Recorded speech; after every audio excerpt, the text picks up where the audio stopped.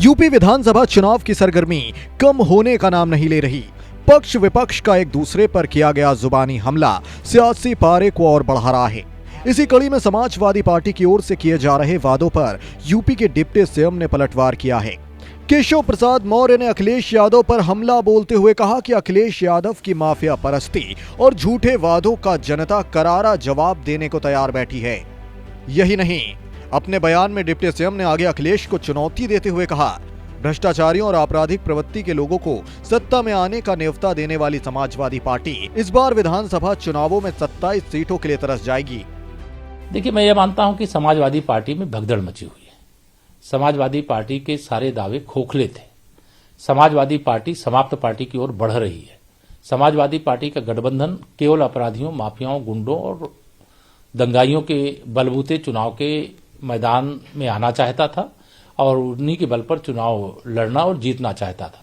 जो गरीब कल्याण की दृष्टि से हमारी सरकार ने विकास के काम किए, किसान के लिए जो काम किए, भारतीयों से जो भ्रष्टाचार का समापन किया, जो गुंडा राज का अंत किया, जो बिजली के लिए तरसते थे हमारे सब क्षेत्र के लोग, आज उनको भरपूर बिजली मिल रही है। और सभी दृष्टि से, चाहे सड़क हो, चाहे बिजली हो, चाहे हर घर नल से जल पहुंचाने की योजना को आगे बढ़ाने का कार्य हो, इन सब विषयों को लेकर के जबरदस्त उत्साह है। मैं अपने सभी सिरातू विधानसभा क्षेत्र के सभी अपने जो वरिष्ठ नेता कार्यकर्ता हैं सबको निवेदन किया हूं कि आपको ही इस चुनाव को प्रत्याशी के रूप में लड़ना है और हर बूथ को भारतीय जनता पार्टी के लिए A+ बनाने का काम करना है।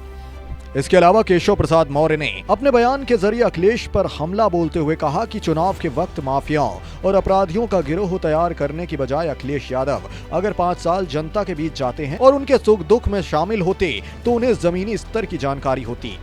बीजेपी सरकार में हुए विकास कार्य उनकी जुबान पर होते। रोजगार, व्यापार, स्वास्थ्य, किसानों के विकास के साथ पिछड़ों और गरीबों के हित में चल रही योजनाओं की उन्हें जानकारी होती।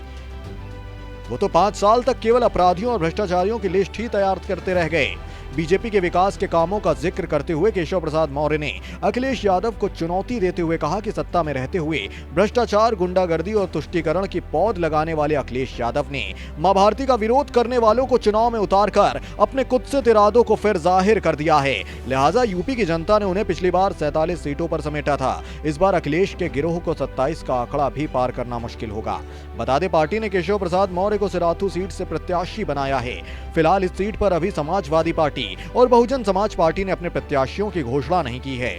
माना जा रहा है कि मौर्य के हद और जातीय समीकरण के हिसाब से सपा और बसपा को इस सीट से प्रत्याशी उतारने में काफी मशक्कत करनी पड़ेगी। वहीं देखना यह दिलचस्प होगा कि आखिर केशव प्रसाद की इस चुनौती का अखिलेश यादव क्या जवाब देते हैं।